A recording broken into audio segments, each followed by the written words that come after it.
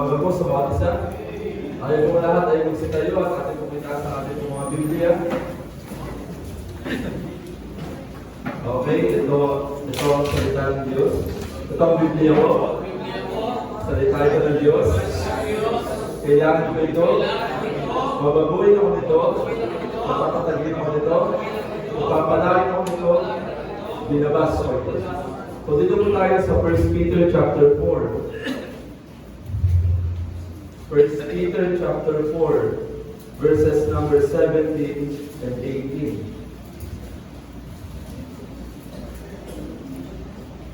1 Peter chapter 4, verses number 17 and 18.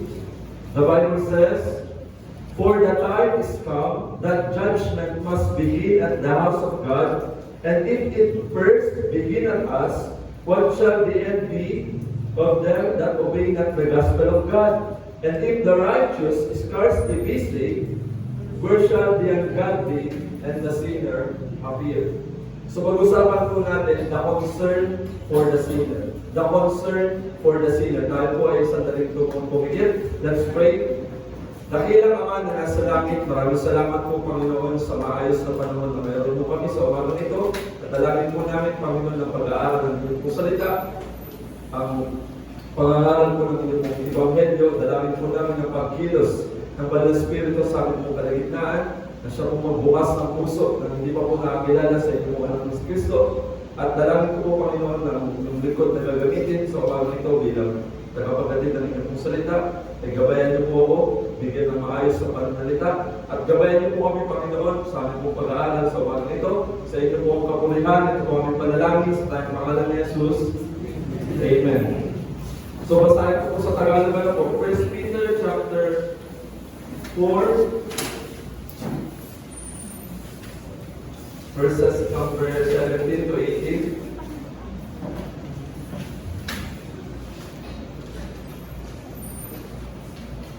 Ang sabi po ng Bible sa 1 Peter chapter 4, verse number 17 and 18.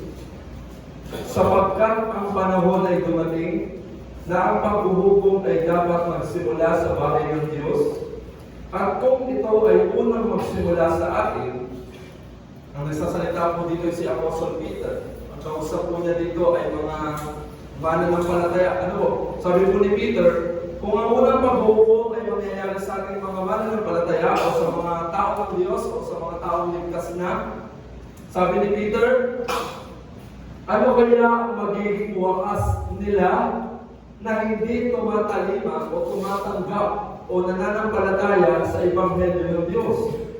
At kung ang mga matuwid, ito po yung mga taong, mga taong ligtas, sabi po dito, ay bahagyan ng makaligtas, saan na ang mga masasama at mga makasalanan haharap. So nakita niyo yung concern ni Peter sa mga makasalanan?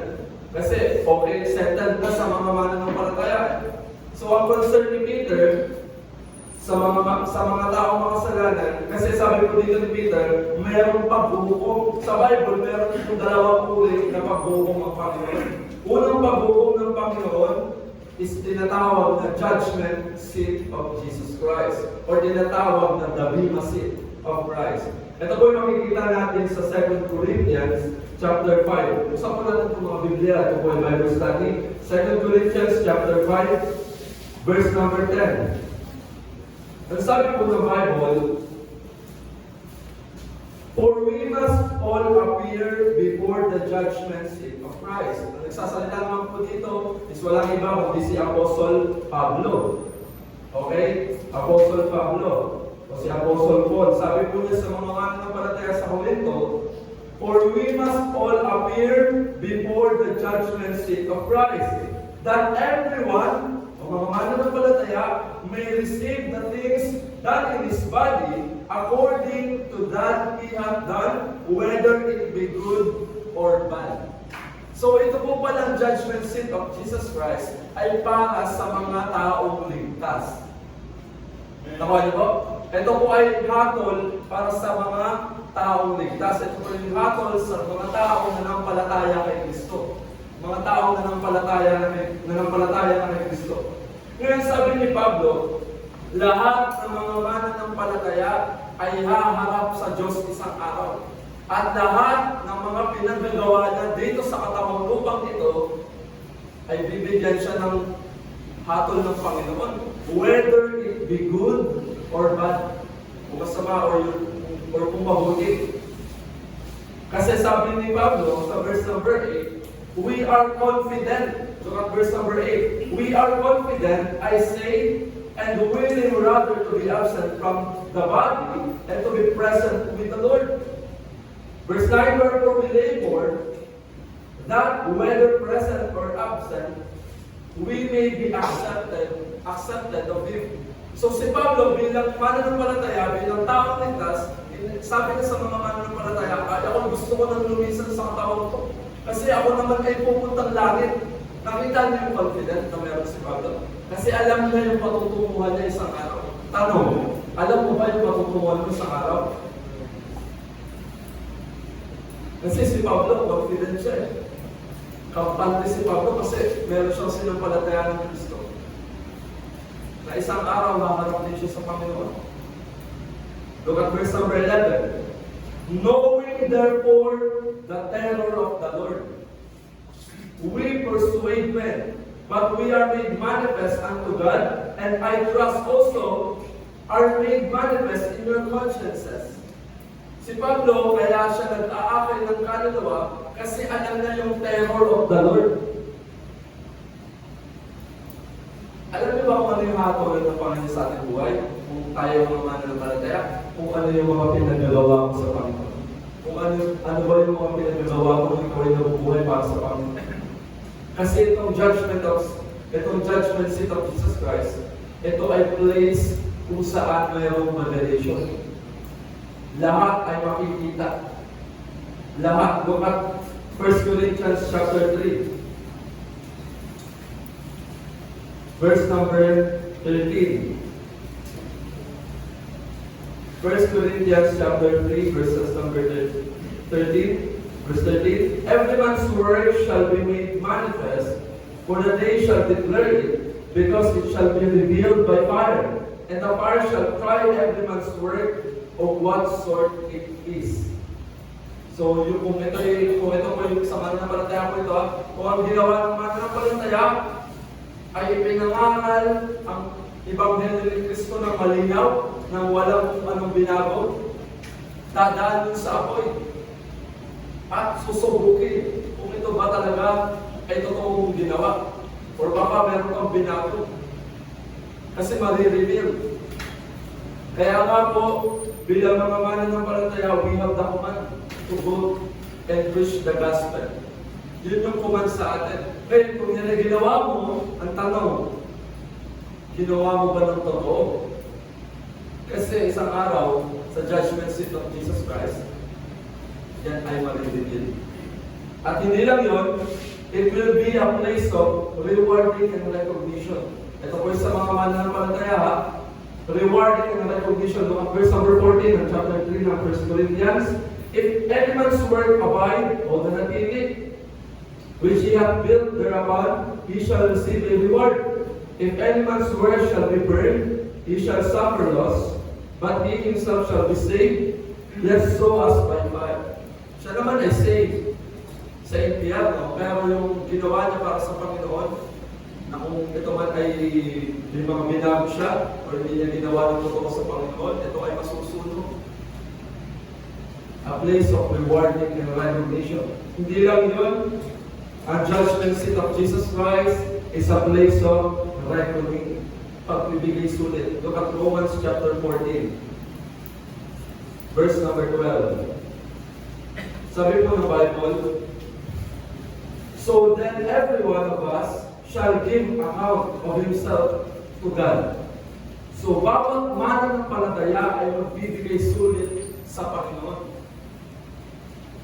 Judgment seat of Jesus Christ ay para sa mga taong ligtas. Hindi lang yun, it will be a place of rejoicing. Alam niyo po kung bakit rejoicing?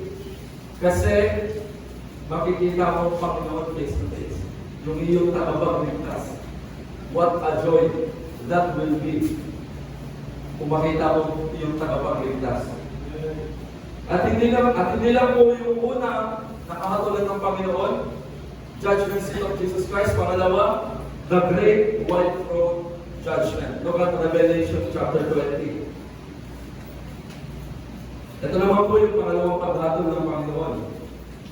Revelation chapter 20.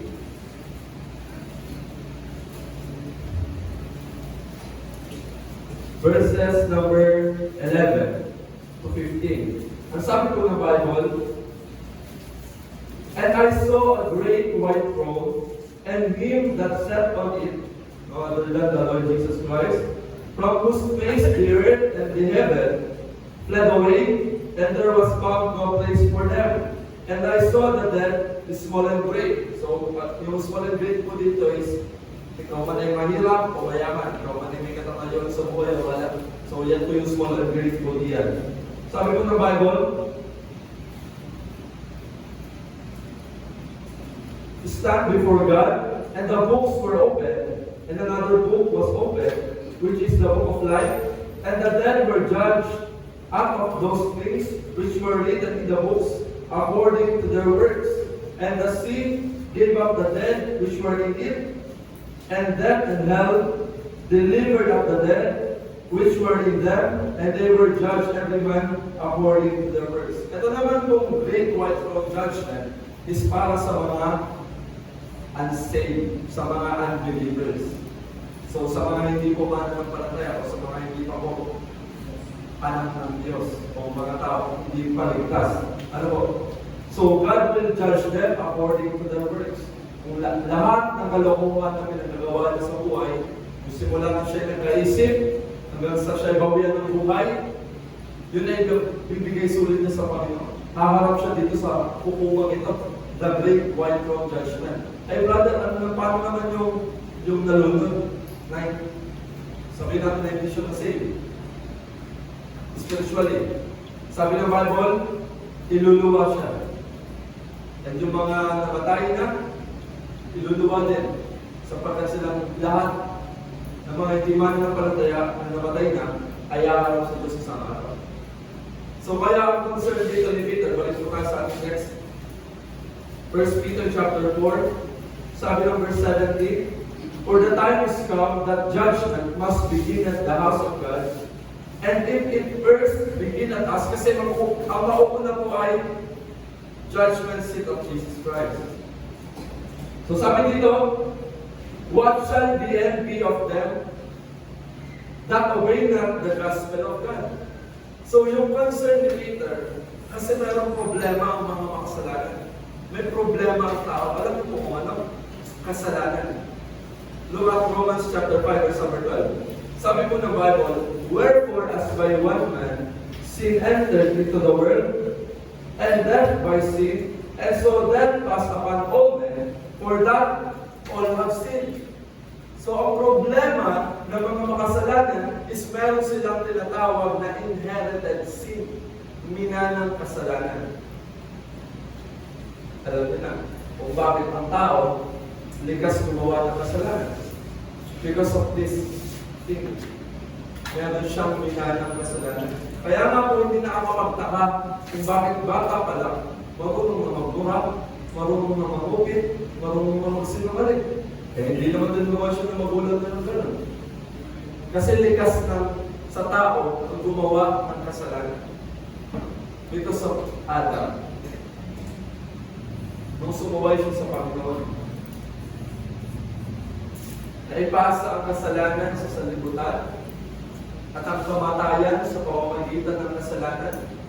At ang kasalanan at ang kamatayan ay naipasa sa lahat ng tao sapagkat ang lahat ay nagkasala. Nagkaroon ng bawat isa ng spiritual death.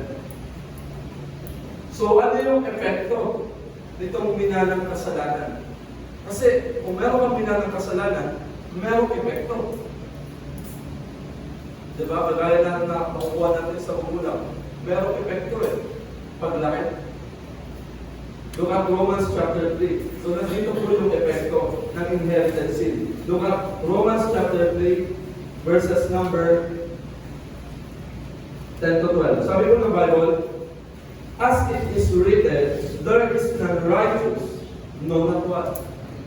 Verse 11, there is none that understandeth, there is none that seeketh after God. They are all gone out of their way, they are together become unprofitable, there is none that doeth good, no not one. Kung babasahin pa po natin ng verse 23, for all have sinned and come short of the glory of God. So ito yung epekto. Ito yung concern ni Peter. Kasi merong problema ang tao. Kasi settled na sa mga mananampalataya eh. Dati ganito yung buhay nila eh. Pero niligtas sila ng Panginoon, kaya sabi ni Peter, okay na tayo eh, wala na tayong problema eh. Ang problema ay yung papaano sila. Nakuha niyo? Papaano yung mga hindi pa nananampalataya kay Kristo? Kaya nga sabi ni Pablo kanina, knowing therefore the terror of the Lord. Kasi merong paghahatol ng Panginoon sa kanila pag sila isang araw na matay. Kaya nga sabi doon, we persuade men. We do soul winning. Nagsosoul winning kami sa area. Nag-i-invite kami ng mga tao na makadalo sa simbahan para makinig ng salita ng Panginoon. Because pinopersuade namin yung mga tao kasi alam namin yung terror of the Lord. Nakuha niyo? Yun yung motivation namin kung bakit kami nag-i-invite, kung bakit kayo narito kasi may nag-invite sa inyo. At hindi, ang concern nila ay para kayo ay hingan ng pera. Kundi para kayo ay makapakinig ng salita ng Panginoon. Kasi alam nila yung kahantungan ng tao hindi makakilala kay Kristo. Diba? So ito yung epekto ng inherited sin. No one is righteous, no one that doeth good, no one that understandeth, no one seeketh after God. So yun yung result ng inherited sin. Patay ba? Walang buhay. So ano yung hatol para sa mga makasalanan? Kasi kung may problema ang kasalanan, so siyempre merong hatol. Diba? So, unang paghatol, hell. Ang tawag ng Bible ay hell. Kapag ang isang tao ay namatay na makasalanan, wala siyang relasyon sa Panginoon, siya po ay dediretso sa lugar ng impyerno.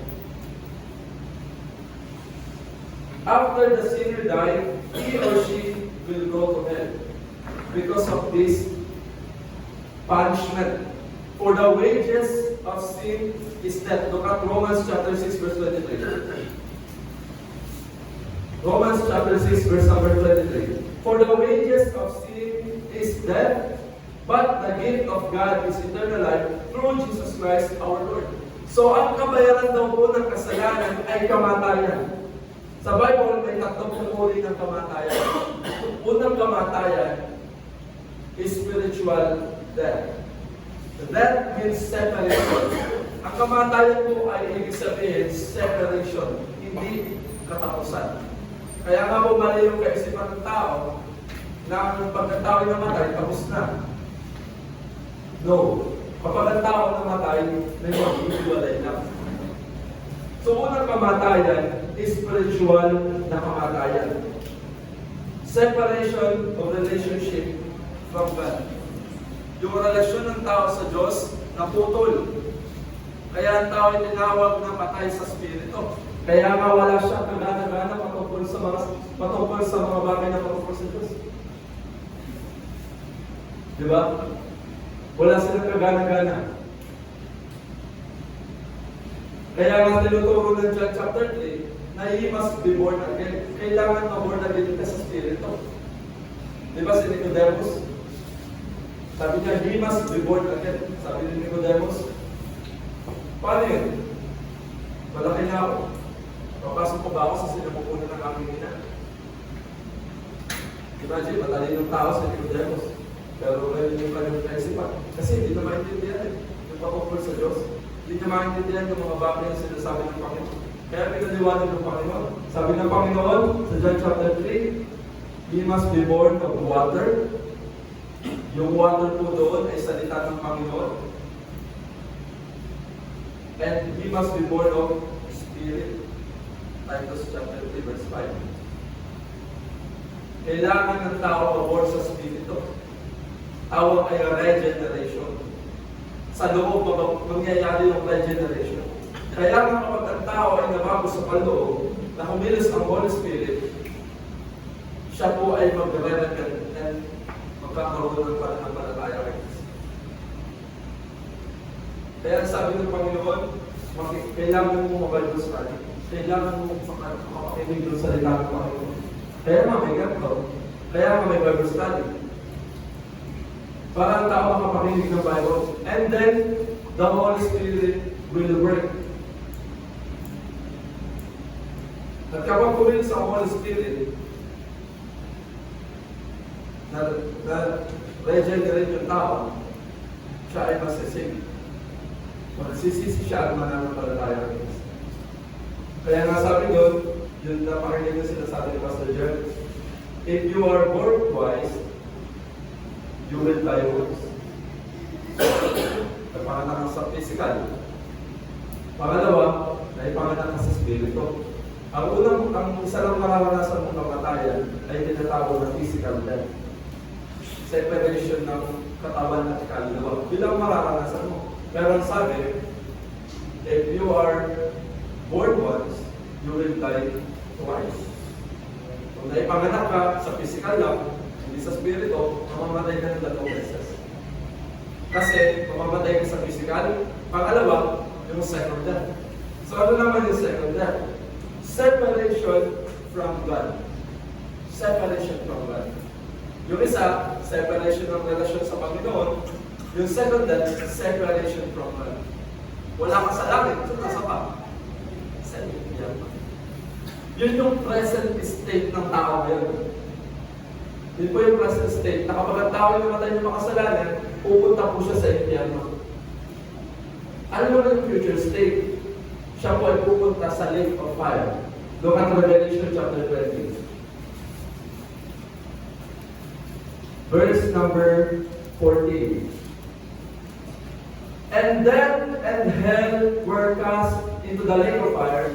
This is the second death.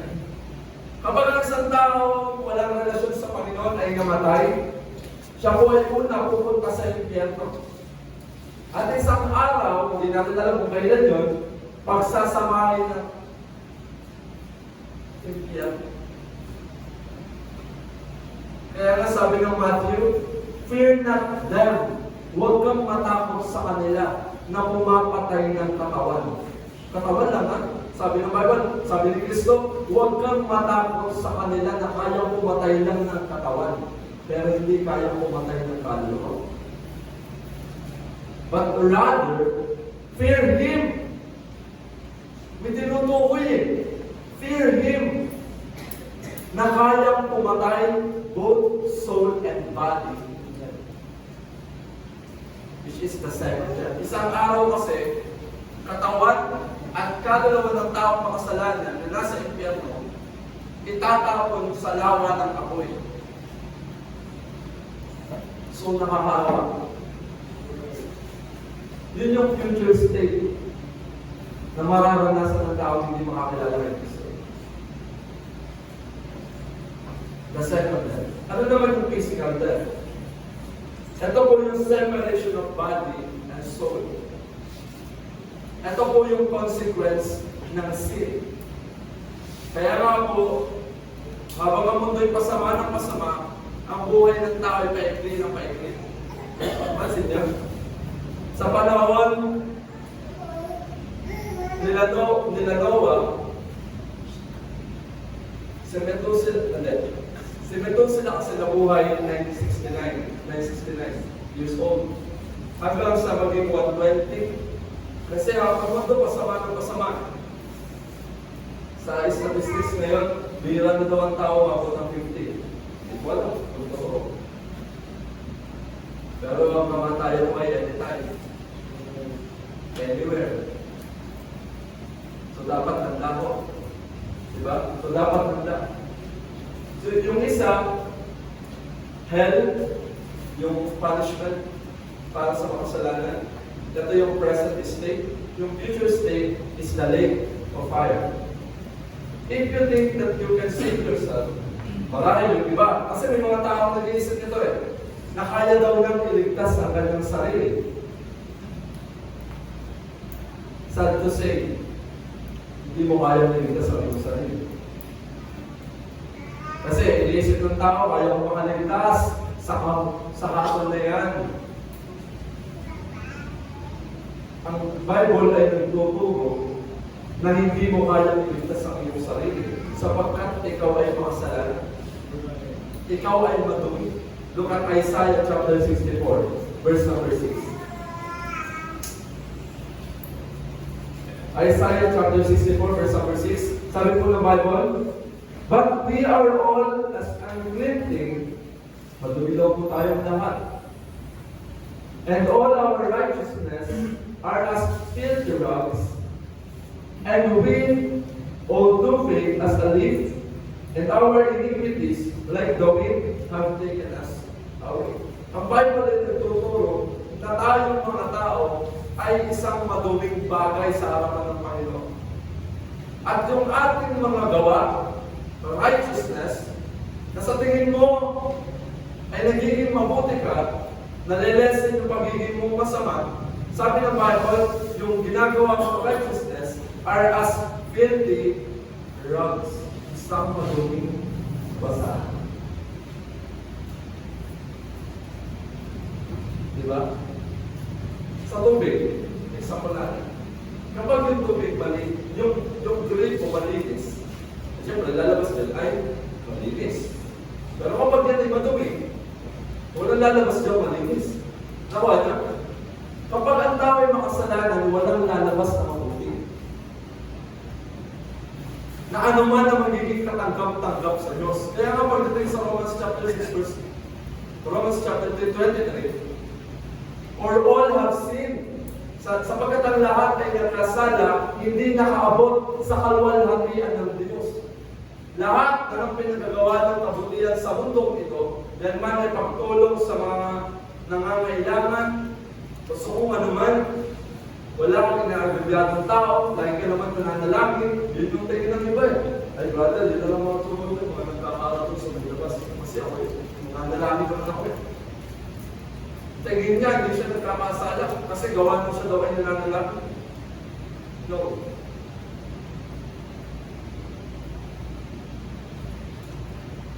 Tingin ng iba, ito yung paraan para pumunta sila sa langit.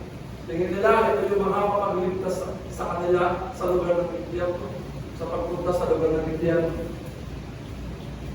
Sabihin ko sa inyo, hindi nyo po kaya magligtas sa ating sarili. Hindi natin kaya magligtas sa ating sarili. Kung bakit naliligtas ang isang tao, is biyaya ng Panginoon. Biyaya ng Panginoon. Kung bakit ka na-save, biyaya ng Panginoon. Hindi dahil sa galing mo, hindi dahil sa sobrang bait mo, hindi dahil lagi ka lang dito sa church, dito ka naman dito, hirap. Hindi ka lang kaya niligtas. Yung paggawa namin ng mabuti, hindi namin tinitingnan yun para pumunta sa langit. Ginagawa namin yun kasi kami ay papunta na talaga sa langit. Eh ikaw, tanong, baka iniisip mo din kung bagay na ito, na kaya mong iligtas ang iyong sarili. Sabi ng Ephesians, not of works, lest anyone should boast. Kasi alam mo kung bakit hindi sa gawa? Kasi baka isang araw pagpunta na sa langit, magbalaki tayo. Ay, Panginoon, kapag tignan pa ako sa kus, kaya ako naman niligtas sa sarili ko eh. Kita niya, ang yabang. Ang yabang. Pero ang totoo naman, wala naman talaga magagawa. That's why we need the Lord. Hanggang hindi mo na-realize na ikaw ay makasalanan, na tao ay makasalanan, na nangangailangan siya ng tagapagligtas, hindi mo kakailangan si Kristo. Kagaya ng mga Pariseo at scribes sa Bible. Tingin nila sila ay mapuputi. Maputi yung damit. Pero sabi ng Panginoon, yung loob nila bulok. Kasi tingin nila sa kanilang sarili, sila hindi nagkakasala. Sabi ng Panginoon sa kanila, ako hindi na parito. Ako hindi na parito para sa mga magagaling. Hindi magaling ito mga para sa iyo eh. Hindi ako na parito para sa mga may sakit, para sa mga salamat. Gaano man kasabang iyong buhay, kaya kang patawarin ng Panginoon. So ano yung provision para sa mga makasalanan? Kung may problema, kung may punishment, ano yung provision ng Panginoon? Provision means the action of providing or supplying for use. So God gave His only begotten Son, look at John chapter 3, verse 16.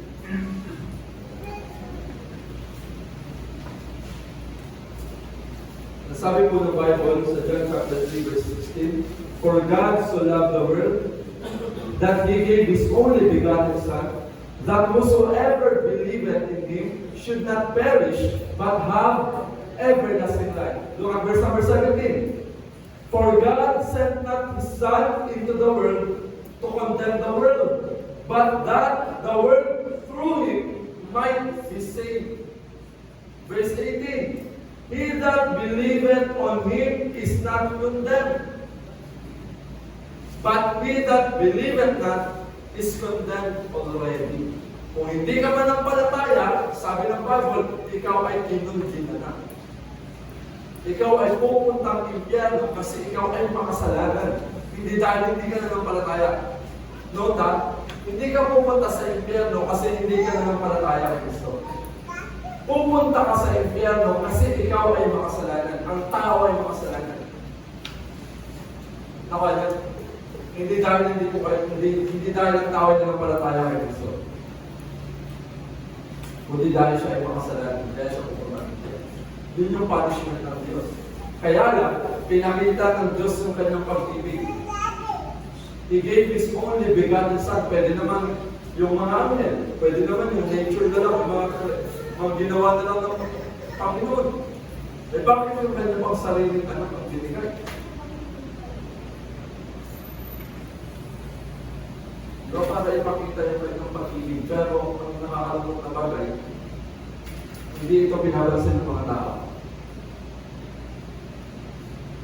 Ang kailangan gawin, ang kailangan pag-desisyon ng tao is manampalataya kay Kristo.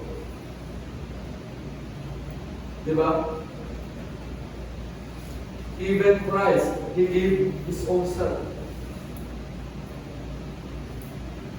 Even the death of the cross.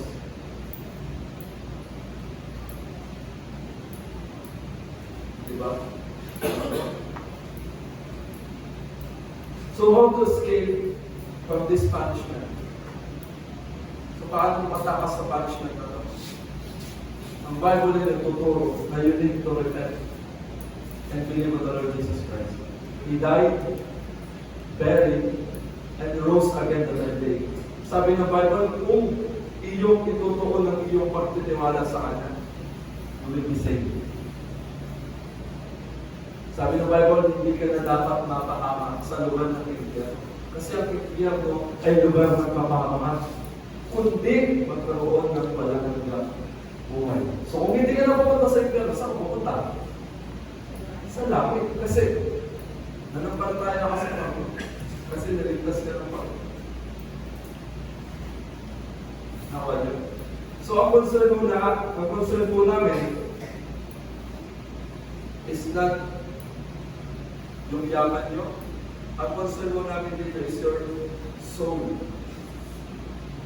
Yes, meron kayong matatayuan sa buhay, pero ang tinitignan namin yung inyong natatayuan is spiritual.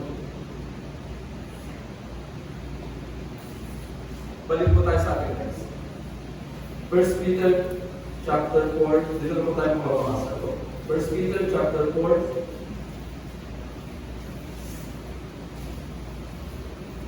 verse 17 and 18. For the time is come that judgment must begin at the house of God, and if it first begin at us, what shall the end be of them that obey not the gospel of God? So ano yung kahantungan nila kung sila hindi magtiwala o manampalataya sa Ebanghelyo ni Kristo? Look at 2 Thessalonians chapter 1. 2 Thessalonians chapter 1, that's verse 1. 2 Thessalonians chapter 1, verse 8 and 9. In flaming taking vengeance on them that know not God, and that obey not the gospel of our Lord Jesus Christ. Maghihiganti ang Diyos sa kanila na hindi nakakakilala sa Diyos. Kaya nga yung mga walang pagkakilala sa Diyos, tingnan nyo. Kaya nauso yung mga kabakalala yan. Kaya yung mga convert na yan. Yung mga lagat at nakasalanan kasi resulta ng walang pagkakilala sa Diyos. At isang araw sila ho ay hukuman ng Panginoon. At hindi lang yun, and that obey not the gospel of our Lord Jesus Christ. At sila na mga hindi tumalima o tumanggap sa Ebanghelyo ni Cristo. Look at verse number 9. Who shall be punished with everlasting destruction from the presence of the Lord and from the glory of His power. So ito yung concern nila Peter na mamamanampalataya sa mga tao ngayon. Kasi kung hindi sila mananampalataya, ito yung kanilang kahahaponan. Mararanasan nila yung puot ng Diyos. Sabi ng John chapter 3 verse 36, hindi niya makikita ang buhay, kundi yung puot ng Diyos ang nananahan sa kanya. Mararanasan ng tao walang relasyon sa Panginoon, yung puot ng Diyos sa lugar ng impyerno. Sapagat ang impyerno ang manifestasyon ng galit ng Diyos. So ang aming pong invitation sa inyo this morning, why not mag-decision ka? Kung iyong naiintindihan ang iyong kalagayan ngayon, sa mga mananampalataya, alalahanin mo, meron din pag-upo para sa atin. Kaya nga yung verse na, and as it is appointed unto men wants to die, hindi lang yun applicable sa mga unsaved. Yun din ay para sa mga saved.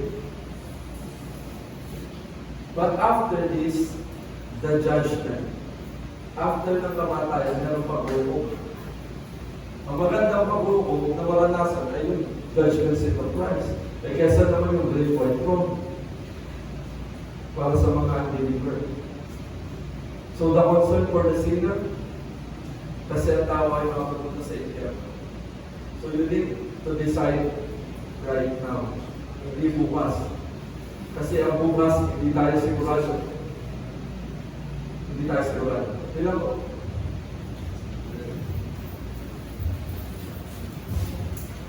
Okay, salamat po sa mensahe na ating pong napakinggan. Nawa po ay ating naulawanan ng mensahe. Pagkakita po yung truth, pagkakapagpapos sa ilalim ng Diyos. Especially sa mga Kristiyano. Dapat rejection ng Saint Christ, yung motivation natin upang tayo laging maglingkod. Gawin yung best natin sa Panginoon. What is our motive? Kung tayo maglingkod sa Panginoon. And also sa mga hindi pa po saved, pag sinabing safe, hindi nila tiyak. Kapag sila biniyawin ng buhay, kung saan sila pupunta. Nakakalungkot ito, meron din po judgment. Unang-una, pag namatay ka, judgment ka na sa impyerno. Pero mas nakakalungkot, yung great void ng judgment na harapin ko sa mga. Nakikita mo yung glory ng Panginoon na nag-shine. May books, bubuksan. Kung sinabi mo na ikaw ay mabuti, mabait, nakikita mo isang araw sa books. Nabubuksan ng Panginoon. At hindi mo bubuksan ng Panginoon yung book of life, pero hindi mo nakikita ang pangalan mo doon. That's the judgment. That's the great way for judgment. And after that, pupunta ka sa lake of fire. Diba, magkakaroon na rapture ng mga Kristyano, magkakaroon na ng pagbubuhay ng mga patay, resurrection, ganun din po sa mga unbeliever, sa mga pagbubuhay ng buhay. Pero nakapangkot sa mga unbeliever, ang harap nila, lake of fire. Harap sila sa great way of judgment, itatapos sila sa lake of fire. Kung po yung pinakang worst na mangyayari kung hindi ka pa sa inyo. Let's say, separation Hindi ko na makikita yung glory, yung presence ng Panginoon. Diba? Eternal separation. Tayo pong lahat na yung pagsilig. Tayo pong mananalangin sa Panginoon. Ikilang Diyos, Ama, muli po, Panginoon. Salamat po muli sa mensahe po. Na ibahagi ko yung umaga nito. And we pray, ang mensahe ito ay umusap sa puso po ng bawat usap. Dahil siya ni Panginoon at mga bisita. Dinudulog po namin sila sa inyo, na sila po Panginoon ay hindi pong kahabagan. At bigyan Panginoon ng kaligtasan ng umaga nito. Na magkaroon ng visyon sa kanila pong mga puso. Hindi po namin Panginoon ang pagkilos ng banal na Espiritu. At ngayon, Panginoon, kaya tulungan niyo po. Sila po ay magdesisyon. At kayo po ang siyang makita. Ngayong umaga nito, sa aming pong mga bisita, kung ikaw po ay hindi pa tiyak, o itatiyakin mo ngayon. Kung ikaw ay hindi pa nananampalataya sa Panginoon, balik mo naman sa salita ng Diyos kung sino si Kristo. Siya ay naparito upang iligtas ang mga kasalanan. Sabi kanina, kung anong uri ng kasalanan mo, pumatay ka man, sumuso ka man, bakla ka man, tumboy ka man, o anong uri ng kasalanan mo, ay walang imposible. Lahat yan ay nakapatawaran sa pamagitan ng dugo ni Kristo. Sapagkat ang dugo ni Kristo ay sapat na nadala sa krus ng Kalbaryo.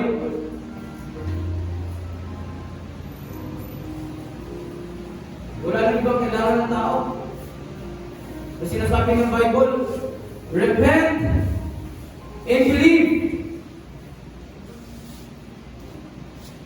Uy na, ikaw ay repent. At ikaw ay manampalataya sa Panginoon. Pagdependehan mo siya. Wala tayong magagawa. Our standard ay hindi kaya abutin ang standard ng Diyos. Dahil sinuway, isinugo niya yung kanyang anak. Kasi si Kristo lamang ang nakaabot sa standard ng Diyos. Dahil sinuway, sabi ng Bible, He is the Savior of the world.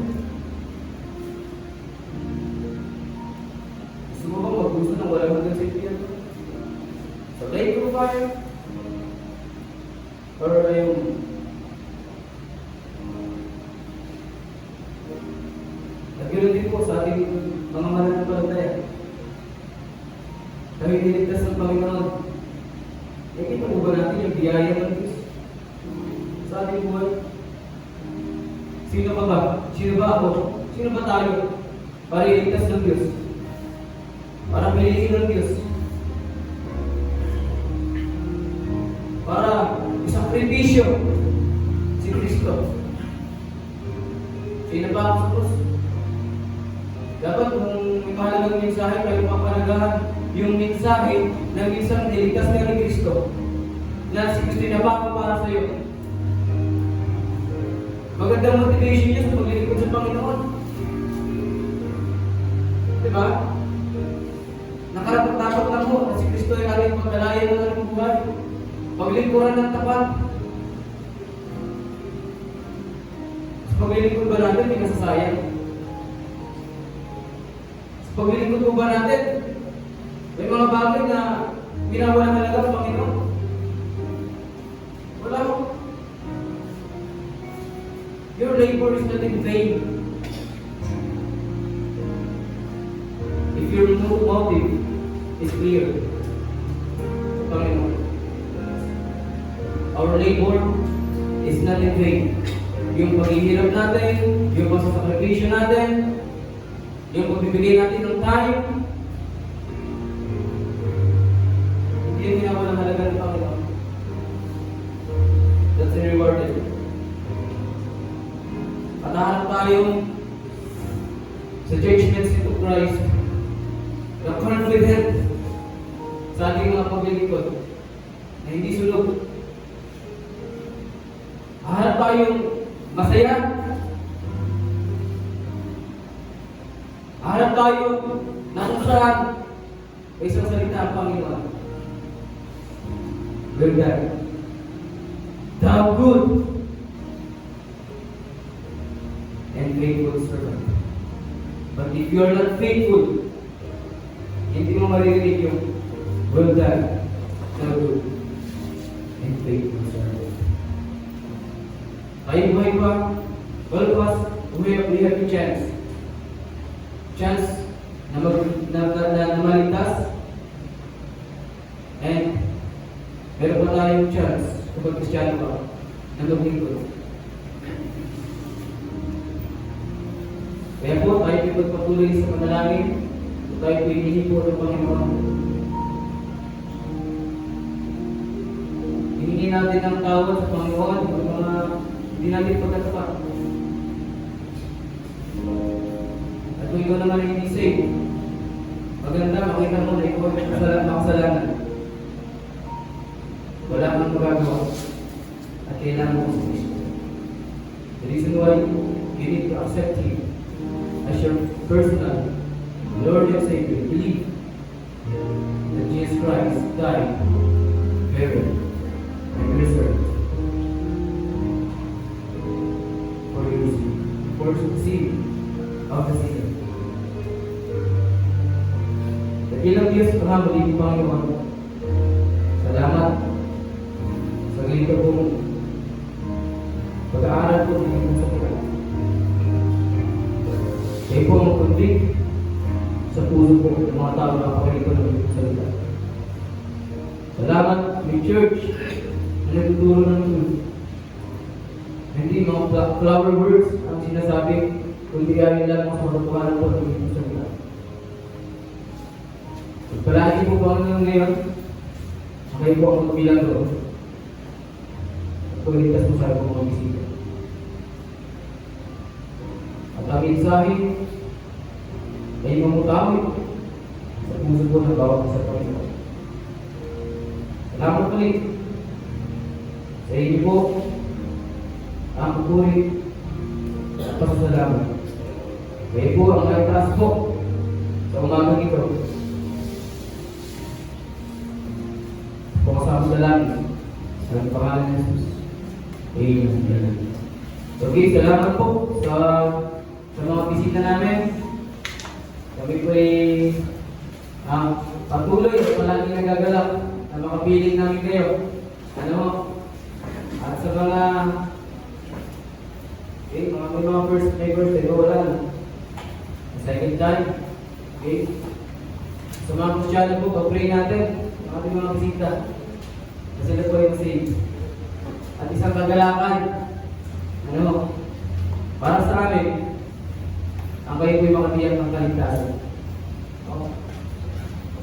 Okay? Ngayon po, tayo po'y lumako na sa pagbibigayan. Ushers? Okay, punta na po dito sa unahan, ushers.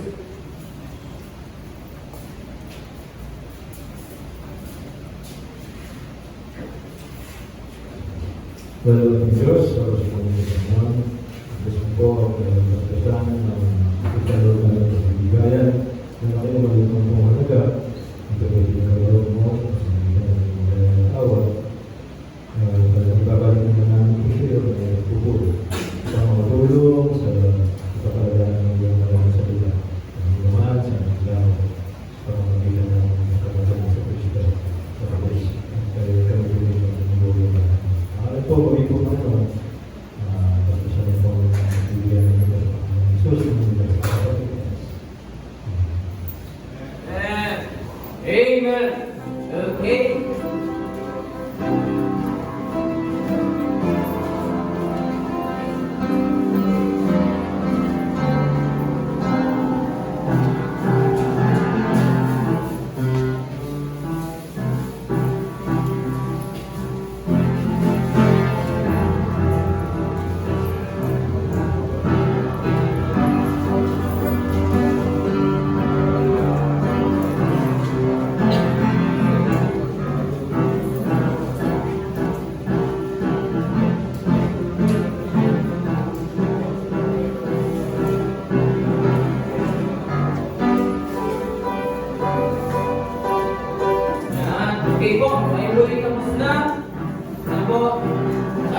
lahat ay tumayo.